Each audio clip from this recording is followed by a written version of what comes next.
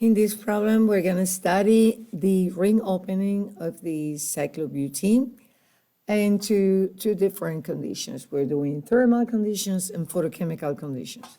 So first, let's do the movement of electrons. Remember, it's a pericyclic reaction, everything happening in a cyclic transition state. So I'm going to be breaking this bond, making a double bond here and here. So I'm going to draw just say the basic form without the metal. So when I do that, I'm gonna get the following, not drawing the metals yet. Okay, where are they? And same here, I'm gonna just do this part. To remember nomenclature, this is a cyclobutene, and we're gonna number the priority is your functional group. So 1, 2, 3, and 4. So this is 3,4 dimethyl cyclobutene. But we need to say this is cis. Okay, that's the name of that compound.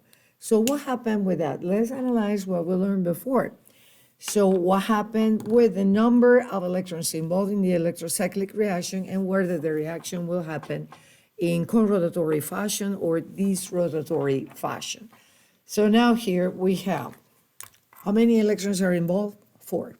So here we're breaking that bond and moving that, so we're moving 4 electrons.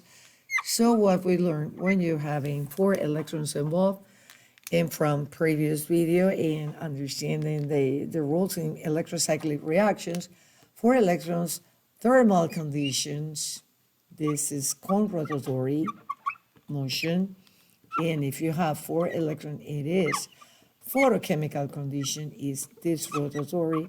Remember that this is exactly the opposite to what's observed when you have 6 electrons involved. Okay. Having said that, now let's look at where the metals are.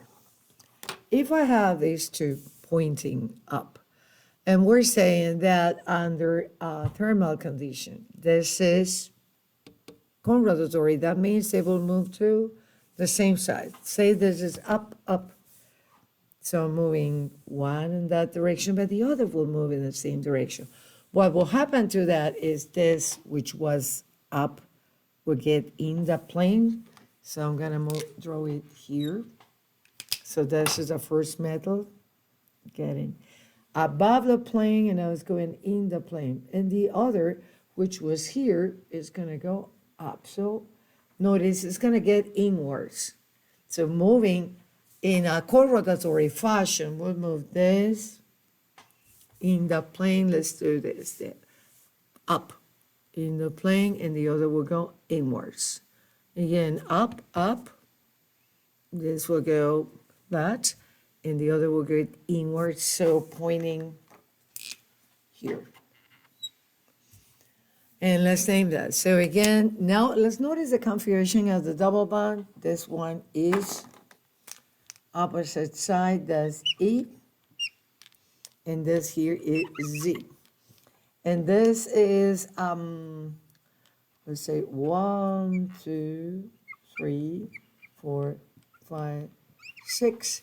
So it is 2, 4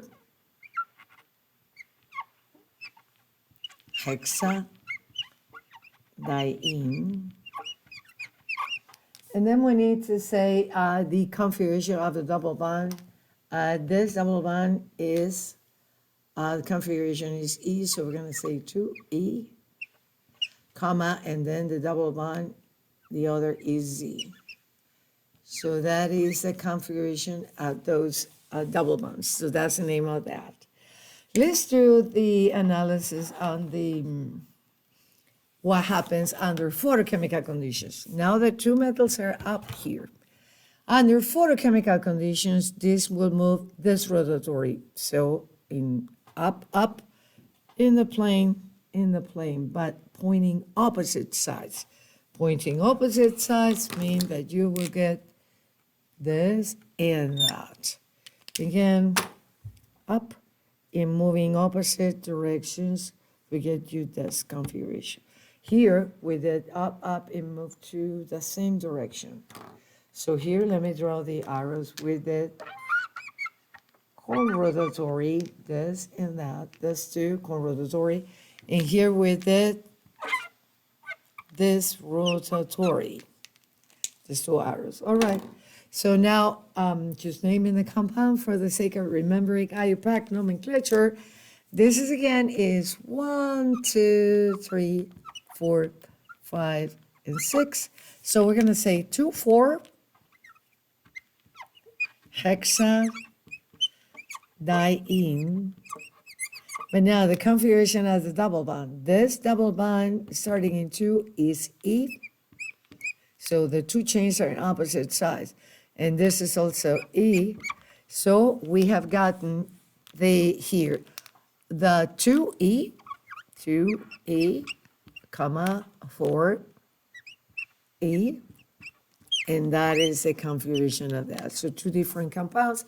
So notice the stereochemistry have changed of the product if we did the experiment, say, we analyze the product under thermal conditions and photochemical conditions.